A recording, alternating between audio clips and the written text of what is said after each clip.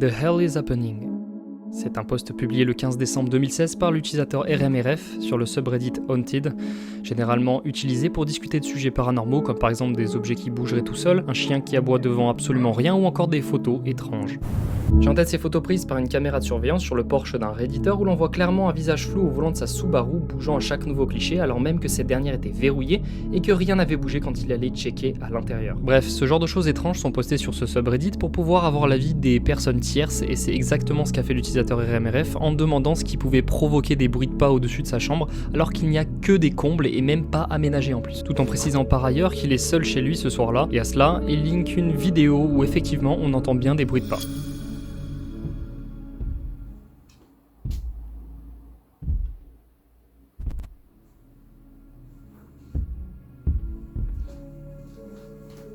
En général, sur ce subreddit, les gens ne crient pas tout de suite au fake et même cherchent plutôt à essayer d'éclaircir un potentiel mystère. Et puis dans les commentaires, on voit bien que ça s'interroge étant donné qu'il est pas vraiment le seul à qui ce genre de choses pourrait arriver. Moi-même, j'ai déjà entendu quelqu'un marcher au-dessus de ma tête.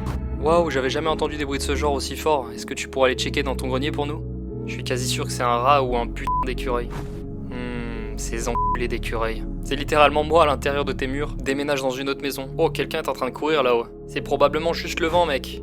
Peut-être juste que tu entends le parquet de tes voisins. De la même manière, je me suis habitué à eux parce que j'habite dans une maison mitoyenne. Malheureusement, j'ai pas de voisins directs. Est-ce que tu les entends souvent? Je dirais tous les jours depuis la semaine dernière. C'est terrifiant. Alors en lisant les commentaires, ça m'a fait sourire parce que certains accusent violemment des écureuils comme si c'était des criminels de guerre. Il y a d'ailleurs carrément un subreddit dédié à la haine des écureuils où je vous jure, ils les insultent mais d'une violence. Néanmoins, ça ne règle pas l'histoire de RMRF, mais cette dernière ne s'arrête pas là parce que sinon la vidéo serait très courte et carrément inintéressante. Il reposte alors quelques heures plus tard sur le même subreddit en nous disant cette fois-ci que les mêmes bruits n'ont pas cessé durant 30 minutes cette fois-ci, pour ensuite s'arrêter d'un coup. Il a attendu un peu avant d'aller se coucher, mais a été réveillé brutalement comme par la chute de quelque chose de lourd juste à l'extérieur de sa maison. Alors il va discrètement jeter un œil à l'extérieur pour voir si quelque chose attire son attention, mais rien. Il postera même une photo de son jardin vide, mais sur un lien malheureusement qui ne fonctionne plus depuis le temps, on voit juste les commentaires qui en parlent. À ce que je viens de vous présenter, il ajoute un second lien qui cette fois-ci fonctionne, menant sur une autre vidéo qu'il a filmée.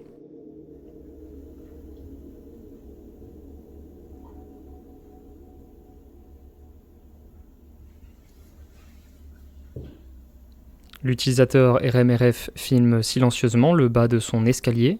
On aperçoit une lueur statique qui éclaire la salle d'en bas, mais aussi vaguement le bruit de marmonnage, ce qui est extrêmement terrifiant étant donné qu'il était censé être seul ce soir-là.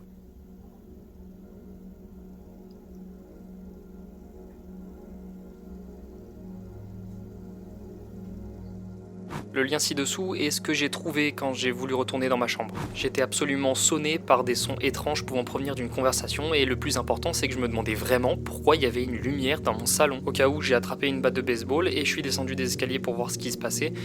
Mais il n'y avait rien, juste une lampe LED qui était allumée alors que je m'attendais à voir un cambrioleur. Cette nuit est en train de me rendre dingue. Effectivement, la suite d'événements fait froid dans le dos, on se croirait directement sorti d'un Paranormal Activity, surtout que ça a pas l'air d'être une fiction quelconque étant donné qu'il n'y a pas eu d'autres posts durant les prochains mois qui suivaient, laissant ainsi l'histoire de l'utilisateur RMRF en suspens, du moins jusqu'à juin 2017, avec une publication carrément étrange. Déjà, elle n'est pas postée sur r/haunted, mais sur Relationships, où les redditeurs discutent de problèmes qu'ils rencontrent avec leurs proches et comment les régler. Son problème à lui semble concerner toute sa famille et ses proches, et l'expérience qu'il a vécue auparavant. Il dit ne plus être certain de quoi que ce soit, et que sincèrement sa vie s'écroule petit à petit à cause de sa paranoïa. Il nous confie avoir vécu durant plus de 6 mois des expériences que l'on peut qualifier de paranormales, ou tout simplement sans explication évidente dans sa propre maison, mais que personne ne les remarque à part lui.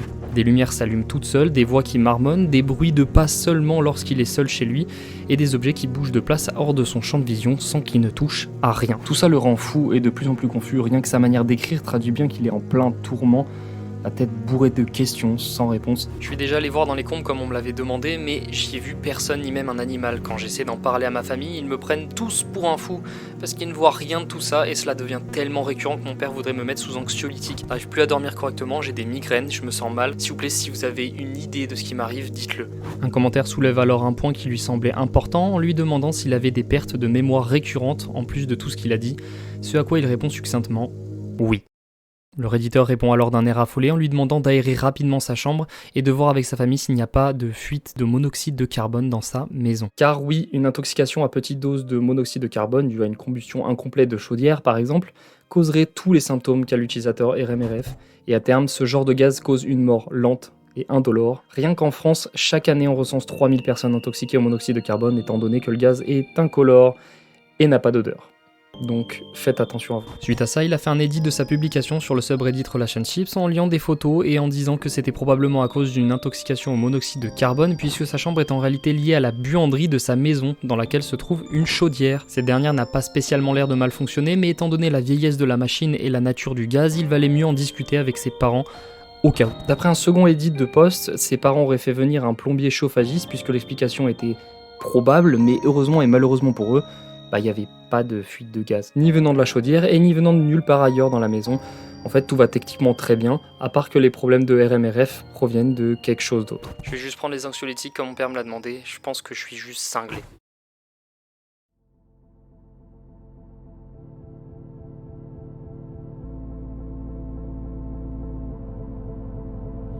Un soir d'août 2017, alors qu'il était seul chez lui à nouveau, il nous confie s'être levé en pleine nuit pour retourner prendre ses anxiolytiques qu'il avait oubliés dans la salle de bain.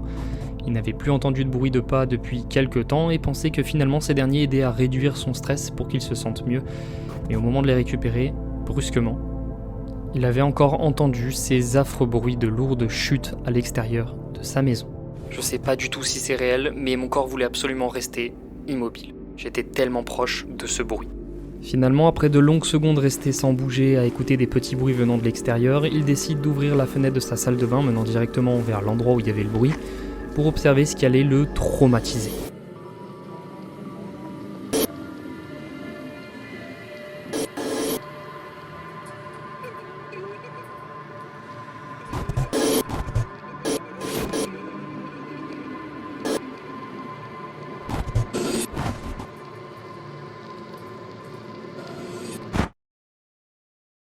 Quelques minutes plus tard, il publie ce post dans le subreddit r/haunted. L'OP était en pleine détresse psychologique en ne sachant plus si cela venait d'hallucinations ou s'il avait bien quelqu'un juste devant sa maison, présumément tombé de son toit. D'après un des derniers posts sur r/haunted ce soir-là, il a bien prévenu la police en restant enfermé dans sa chambre tandis que quelque chose rôdait à l'extérieur des murs de sa maison durant un temps. À cela, il ajoute aussi avoir regardé tous ses anciens posts pour vérifier s'il n'y avait pas de preuves et en cliquant sur le profil d'un des commentaires disant « Je suis littéralement à l'intérieur de tes murs », il tombe avec horreur sur cette photo postée sur le subreddit r/Florida. Une photo qu'il qualifie provenant littéralement des combles de sa maison. Un inconnu avait posté une photo des combles de sa maison il y a plus d'1 an et personne l'avait remarqué, il était terrorisé. Finalement, après ça, plus aucune nouvelle de la soirée. C'est seulement 3 mois après que l'utilisateur RMRF revient vers Reddit pour nous expliquer ce qui s'est réellement passé. Globalement, la police est venue chez lui à peu près à minuit suite à l'appel de l'OP, et apparemment il serait même rentré chez lui en défonçant la porte puisqu'il avait trop peur de venir ouvrir. Il voulait rester barricadé dans sa chambre et je pense que n'importe qui aurait fait la même chose. Suite à ça, ils sont venus le voir dans sa chambre en état de choc, il leur a montré où est-ce qu'il l'avait vu à l'extérieur et ont fouillé jusque dans le jardin mais personne ne s'y trouvait. Il leur a montré où il aurait pu tomber et sont allés vérifier les combles de sa maison pour voir si quelque chose s'y cachait. Et il y avait, là encore, personne. Par contre, ils ont retrouvé sous les combles des petits os appartenant probablement à des rongeurs, des vêtements déchirés, des paquets de gâteaux vides, probablement volés dans la maison, et des plaquettes de Florinal C vides. En fait, c'est un médicament à base de butalbital et de codéine qui ont comme effet secondaire une mémoire déficiente, des problèmes de vue, la confusion, des difficultés pour dormir et se concentrer, ou même des saignements d'estomac. Je veux dire, il y a un tas d'autres effets secondaires possibles, mais ça ressemble déjà gravement à ce qu'il était en train de vivre, non ? Et ben, ça loupe pas, parce que dans la suite du post, il nous raconte ceci. J'ai fait une prise de sang dans les semaines qui ont suivi et les médecins ont trouvé des traces de codéine, de butalbital et d'acide acétylsalicylique après analyse. Et en gros, les médecins en charge m'ont dit que la plupart des symptômes provenaient justement de ce médicament, couplé avec les anxiolytiques, et surtout depuis que je ne suis pas autorisé à prendre ce genre de médicament à cause de mon background génétique. C'est-à-dire que la chose qui vivait chez lui déjà se baladait librement dans toute la maison, il n'y avait pas de problème, mais qu'en plus, Il s'amusait à le droguer à son insu sans que personne s'en rende compte et d'une quelconque manière que ce soit. La police a ensuite fouillé tout le reste de la maison et s'est rendu compte que des passages existaient entre les murs où l'isolant avait été retiré, près de certaines sorties murales comme les vannes de l'arrivée d'eau ou le tableau électrique par exemple. Ils ont découvert aussi un passage sous les fondations de la maison dans laquelle cette personne devait s'y faufiler pour rentrer chez eux. C'est absolument terrifiant, d'autant plus qu'ils n'ont même pas pu retrouver cette personne, ni son identité, ni même quelque chose qui pourrait l'identifier, même si la police pense en fait à un sans-abri ou à un camé psychotique. Et enfin, d'après l'OP, tous les bruits et les événements bizarres qui se sont déroulés chez lui ont cessé dès le moment où l'incident a eu lieu chez lui avec la police, etc. Et en contrepartie, lui et sa famille vivent dans l'angoisse de retomber un jour sur cette personne, peu importe ce qu'elle est. Au final, cette banale histoire de fantôme s'est transformée en un véritable enfer réel qui a failli pousser à bout un redditeur. On le voit sombrer petit à petit dans la confusion sans comprendre lui-même pourquoi et jusqu'au bout. Il n'a jamais été certain de ce qui lui arrivait. Une histoire se terminant sur des questions encore plus grandes, une histoire parfaite pour un soir d'Halloween. Mais j'ai tout inventé. Et oui, j'ai tout inventé de A à Z parce que j'avais envie de faire quelque chose de spécial pour Halloween. Et aussi parce que j'avais pas le temps de faire la prochaine vidéo qui sera extrêmement longue et que j'avais vraiment pas le temps de faire avant cette date. Bon, boudez pas, hein, la vidéo est, j'espère, quand même cool. Pour ça, je me suis amusé à modifier les pages HTML de Reddit pour y écrire ce que je voulais. C'est assez facile. J'ai réalisé les photos de la chose sur Photoshop à partir d'une photo prise chez moi. J'espère que c'était assez crédible aussi. Et même la photo de la chaudière que je vous ai normalement passée, c'est celle qui est juste à côté de moi, là, au moment où je tourne la vidéo, regardez. Voilà. Et d'ailleurs, en fait, la buanderie, elle est juste là, en fait. Je suis littéralement dedans, donc là, je sais même pas si on peut voir correctement. Bref, en tout cas, j'espère que cette vidéo vous aura quand même plu, malgré le fait que ce soit faux. Ne spoilez pas en commentaire si possible, ça éviterait de gâcher l'histoire aux autres. Et amusez-vous bien pour Halloween. Et faites aussi attention, parce que il existe des histoires bien pires que celles que je viens de vous raconter, qui, elles, sont bien réelles. Vraiment, on a un humour déglingos, hein.